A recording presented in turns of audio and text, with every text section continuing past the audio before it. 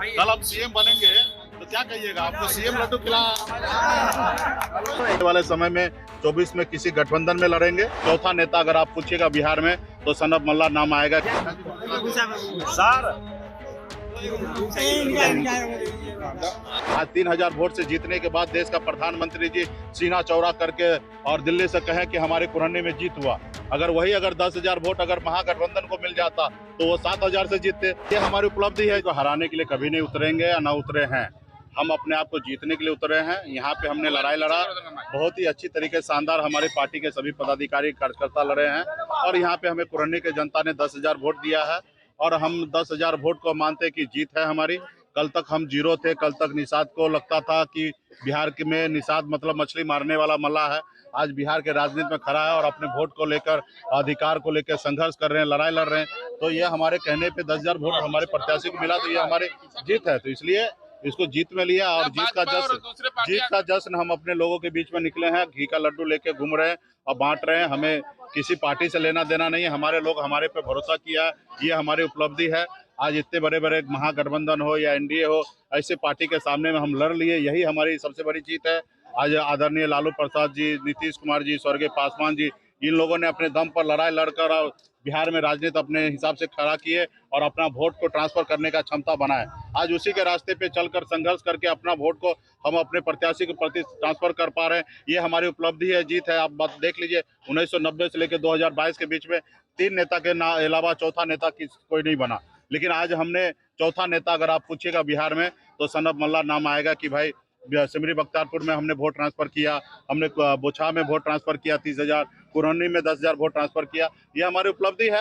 हाँ, भाजपा ने यहाँ एक रणनीति बनाया था, कुछ हमारे समाज के लोगों को गुमराह करके 3-3 निषाद समाज से कैंडिडेट खड़ा कर दिया। इसलिए क्षेत्र को जनता को भरोसा नहीं हो पाया कि आपस में ये लोग लड़ रहे हैं, ये लोग चुनाव नहीं जीत पाएंगे। इसलिए वोट में थोड़ा बिखरा हुआ, 5,000 वोट हमारा उधर चला गया और कहीं ना कहीं मैसेज सही नहीं था, इसलिए हम थोड़ा पीछे रह गए।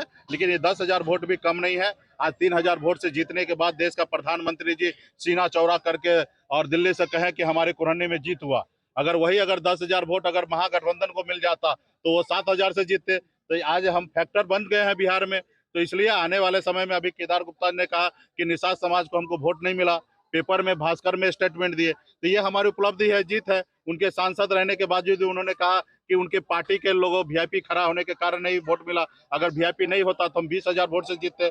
तो कहीं ना कहीं हम किसी का रुकावट है, किसी को हार का फैक्टर बन रहे हैं, किसी को जीत का फैक्टर बन रहे हैं। तो ये हमारी उपलब्धि है। तो आने वाले समय में इसी तरीके से संघर्ष करते रहेंगे और लड़ाई लड़ेंगे। और हमारे हाथ में क्या है, हमारे लोगों ने 75 साल से संघर्ष किया, अभी तो हमें 4 ही साल लगा है संघर्ष करने में। कि बीजेपी और दूसरे पार्टी के लोग कह रहे हैं कि मुकेश सहनी 35,000 से 10,000 के नीचे आ गए। वो जो ठीक है, उनको जो बोलना है वो बोले। आज हमने 2020 के बाद 2 चुनाव हुआ है। 4 चुनाव हुआ, 4 चुनाव में 2 चुनाव हमने लड़ा। एक जगह 10,000, एक जगह 20,000, यानी कि हमारे पास 40,000 वोट आया। और आज देखिए एलजेपी ने लड़ा 2 जगह मिला के 10,000 वोट आया। तो 40,000 कहाँ 10,000, हम किसी से कम थोड़े। आज बिहार में 3 नंबर की पार्टी है और भी संघर्ष करेंगे। आज 10,000 हुआ, यही हमें जीत दिलाएगा।